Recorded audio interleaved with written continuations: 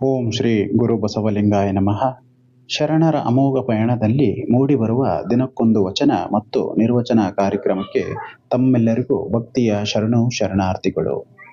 ನಮ್ಮ ಈ ದಿನದ ವಚನದ ಸಂಖ್ಯೆ 10.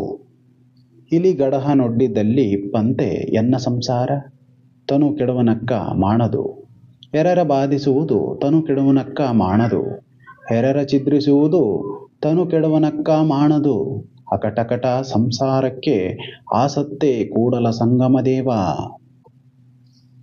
ನಮ್ಮ ಈ ದಿನದ ವಚನವನ್ನು ಅಪ್ಪ ಬಸವಣ್ಣನವರು ನಮ್ಮ ದೈನಂದಿನ ಜೀವನದ ಸ್ವಾರ್ಥ, ದುರಾಸೆ ಮತ್ತು ಮನುಷ್ಯನ ಸಹಜವಾದ ಗುಣವನ್ನು ಅತ್ಯಂತ ಮಾರ್ಮಿಕವಾಗಿ ಎತ್ತಿ ತೋರಿಸ್ತಾ ಇದೆ. ಅದಕ್ಕೆ ಪೂರಕವಾಗಿರುವ ಒಂದು ಸಣ್ಣ ಸರಳ ಕಥೆಯ ಮೂಲಕ ನಮ್ಮ ಈ ದಿನದ ವಚನವನ್ನು ನಿರ್ವಚನ ಮಾಡಲಿದ್ದೇವೆ. ಒಂದು ಹಳ್ಳಿಯಲ್ಲಿ ರಾಮಣ್ಣ ಎಂಬ ಒಬ್ಬ ಹಾಲಿನ ವ್ಯಾಪಾರಿ ಇರುತ್ತಾನೆ. ಅವನಿಗೆ ಹಣದ ಮೇಲೆ ಅಂದರೆ ದುಡ್ಡಿನ ಮೇಲೆ ಅತೀ ಆಸೆ, ಅಂದರೆ ತುಂಬಾನೇ ಆಸೆ ಇತ್ತು. ತನ್ನ ವ್ಯಾಪಾರದಲ್ಲಿ ಲಾಭ ಮಾಡಿಕೊಳ್ಳಲು ಅವನು ಬೇರೆಯವರಿಗೂ ಕೂಡ ಮೋಸ ಮಾಡಲು ಹಿಂಜರಿಯುತ್ತಿರಲಿಲ್ಲ. ಅವನು ಹಾಲು ಮಾರುತ್ತಿದ್ದ, ಆಗಾಗ ಬೆಣ್ಣೆಯನ್ನು ಕೂಡ ಸಹ ಮಾರ್ತಾ ಇದ್ದ. ಅವನು ತನ್ನ ದುರಾಸೆಗೆ ಆ ಹಾಲಿಗೆ ನೀರು ಬೆರೆಸುವುದು, ಬೆಣ್ಣೆ ಮಾರುವಾಗ ಅದಕ್ಕೆ ಡಾಲ್ಡವನ್ನು ಅಂದರೆ ವನಸ್ಪತಿಯನ್ನು ಬೆರೆಸುವುದು ಮತ್ತು ಬೆಣ್ಣೆಯ ತೂಕದಲ್ಲಿ ಮೋಸ ಮಾಡುವುದು ಅವನಿಗೆ ಅಭ್ಯಾಸವಾಗಿ ಬಿಟ್ಟಿತ್ತು. ಆದರೆ ಆ ಊರಿನ ಹಿರಿಯರು ಎಲ್ಲರೂ ಸೇರಿ ಅವನಿಗೆ ಬುದ್ಧಿ ಮಾತನ್ನು ಹೇಳಲು ಬರುತ್ತಾರೆ. ರಾಮಣ್ಣ, ನಿಂಗೂ ಕೂಡ ವಯಸ್ಸಾಯ್ತಪ್ಪ, ಇನ್ನಾದರೂ ಈ ಥರ ಮೋಸ ಮಾಡುವುದನ್ನು, ದುಡ್ಡು ಮಾಡುವುದನ್ನು ನಿಲ್ಲಿಸು. ಇನ್ನಾದರೂ ಈ ದುರಾಸೆ ಬಿಟ್ಟು ನೆಮ್ಮದಿಯಿಂದ ಇರುವಷ್ಟು ದಿನ ಕಡೆ ಕ್ಷಣದಲ್ಲಾದರೂ ಮೋಸವನ್ನು ಮಾಡದೆ ಸ್ವಲ್ಪ ಜನಸಾಮಾನ್ಯರ ಬಗ್ಗೆ ಯೋಚಿಸು. ಕಷ್ಟದಲ್ಲಿರುವವರಿಗೂ ಕೂಡ ದಾನ ಧರ್ಮ ಮಾಡು ಅಂತ ಬುದ್ಧಿ ಹೇಳ್ತಾರೆ.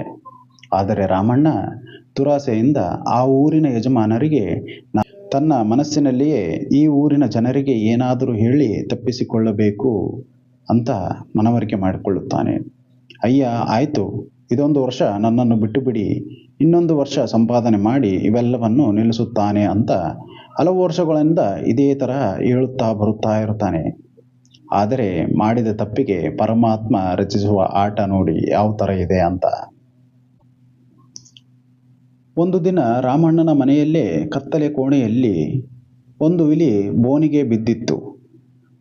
ಆ ಬೋನಿನೊಳಗೆ ಇರ್ತಕ್ಕಂಥ ರೊಟ್ಟಿಗೆ ಹಾಸಿಗೆ ಒಂದು ಇಲಿ ಬೋನಿಗೆ ಹೋಗಿ ಸೇರಿಕೊಂಡಿತ್ತು.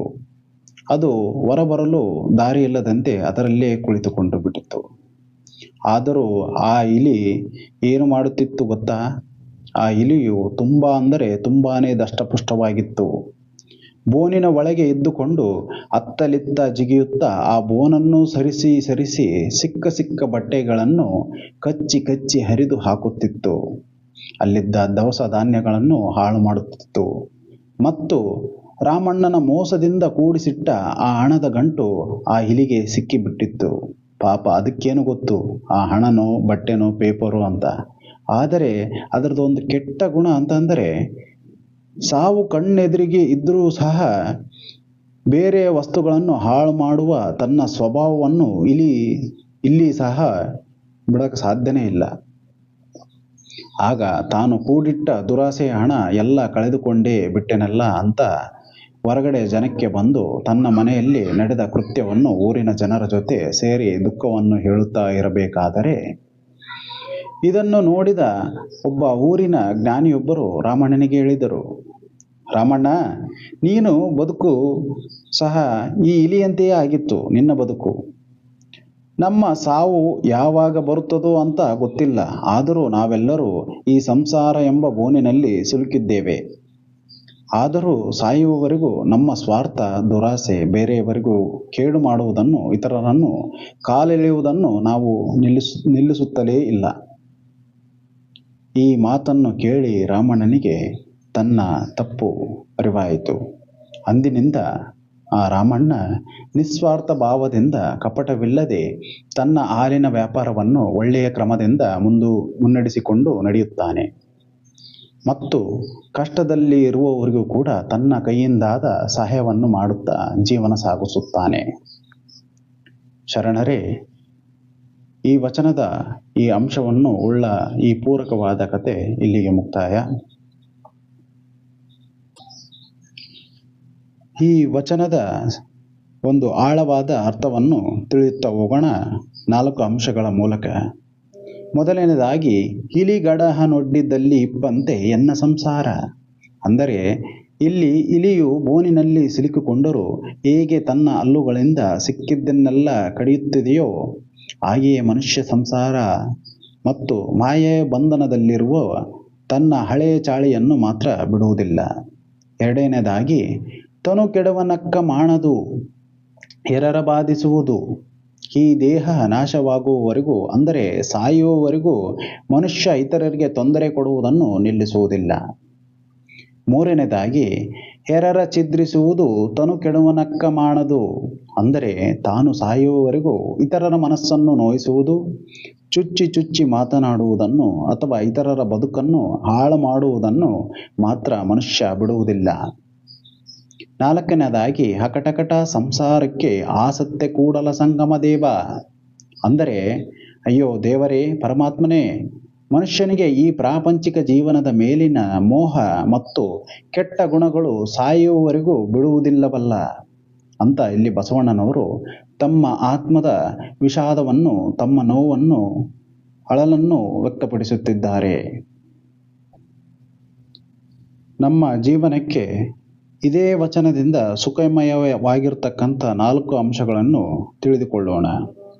ಮೊದಲನೇದಾಗಿ, ಸ್ವಾರ್ಥವನ್ನು ಕಡಿಮೆ ಮಾಡಿಕೊಳ್ಳುವುದು. ಕೇವಲ ನಾನು, ನನ್ನದು ಎಂಬ ಒಂದು ಇಲಿಯ ಬುದ್ಧಿಯನ್ನು ಬಿಟ್ಟು ನಮ್ಮ ಸುತ್ತಮುತ್ತಲಿನ ಸಮಾಜದವರಿಗೆ ಒಳ್ಳೆಯದಾಗಲಿ ಎಂದು ಯೋಚಿಸಬೇಕು. ಎರಡನೇದಾಗಿ, ಪರನಿಂದನೆ ಮಾಡದಿರುವುದು. ಆಫೀಸ್ನಲ್ಲಿ, ಮನೆಯಲ್ಲಿ ಅಥವಾ ಸ್ನೇಹಿತರ ಒಂದು ಬಳಗದಲ್ಲಿ ಇತರರ ಬಗ್ಗೆ ಕೀಳಾಗಿ ಮಾತನಾಡುವುದನ್ನು, ಅವರನ್ನು ಕಾಲೆಳೆಯುವುದು ಅಥವಾ ಬೆನ್ನಿನ ಹಿಂದೆ ಚುಚ್ಚಿ ಚುಚ್ಚಿ ಮಾತನಾಡುವುದನ್ನು ನಿಲ್ಲಿಸಬೇಕು. ಮೂರನೇದಾಗಿ, ಸಾವಿನ ಅರಿವು. ನಮ್ಮ ಜೀವನ ಶಾಶ್ವತ ಅಲ್ಲ ಶರಣ ಬಾಂಧವರೇ ಎಂಬ ಅರಿವಿದ್ದರೆ ನಾವು ಯಾರಿಗೂ ಸಹ ದ್ರೋಹ ಮಾಡುವುದಿಲ್ಲ. ದಿನದ ಕೊನೆಯಲ್ಲಿ ಇಂದು ನಾವು ಯಾರ ಮನಸ್ಸನ್ನು ನೋಯಿಸಿಲ್ಲ ತಾನೇ ಅಂತ ನಮ್ಮಲ್ಲಿ ನಾವು ಆತ್ಮಾವಲೋಕನ ಮಾಡಿಕೊಳ್ಳಬೇಕು. ಅಂದರೆ ನಮ್ಮನ್ನು ನಾವು ಪ್ರಶ್ನಿಸಿಕೊಳ್ಳಬೇಕು ಅಂತ ಇಲ್ಲಿ ಹೇಳ್ತಾ ಇರೋದು. ನಾಲ್ಕನೇದಾಗಿ, ತೃಪ್ತಿ ಗುಣ. ನನ್ನ ಪಾಲಿಗೆ ಏನು ಸಿಕ್ಕಿದೆ ಅದರಲ್ಲಿ ನಾನು ನಮ್ಮ ಜೀವನದಲ್ಲಿ ದೊರೆತಿದ್ದ ಕಷ್ಟನೋ ಸುಖನೋ ಎಲ್ಲವನ್ನೂ ತೃಪ್ತಿಪಟ್ಟುಕೊಂಡು ಒಂದು ಪ್ರಸಾದ ಭಾವನೆಯಲ್ಲಿ ನೆಮ್ಮದಿಯ ಜೀವನವನ್ನು ನಡೆಸುವುದು. ಸಂಸಾರದ ಬಂಧನದಿಂದ ಮುಕ್ತಿ ಪಡೆಯಲು ಮೊದಲೇ ಹೆಜ್ಜೆ. ಈ ವಚನ ನಮ್ಮ ಜೀವನಕ್ಕೆ ಈ ರೀತಿ ಅಳವಡುತ್ತದೆ ಅಂತ ನನ್ನ ಅರಿವಿಗೆ ಬಂದದ್ದನ್ನು ನಾನು ಹೇಳಿರುತ್ತೇನೆ. ಶರಣ ಬಾಂಧವರೇ, ನಾವು ಈ ದಿನದ ವಚನದ ಕಥೆಯ ಮೂಲಕ ವಚನದ ನಿರ್ವಚನ ಕಾರ್ಯಕ್ರಮ ಮುಕ್ತಾಯಗೊಳಿಸೋಣ. ಎಲ್ಲ ಶರಣ ಬಾಂಧವರಿಗೂ ಭಕ್ತಿಯ ಶರಣು ಶರಣಾರ್ಥಿಗಳು.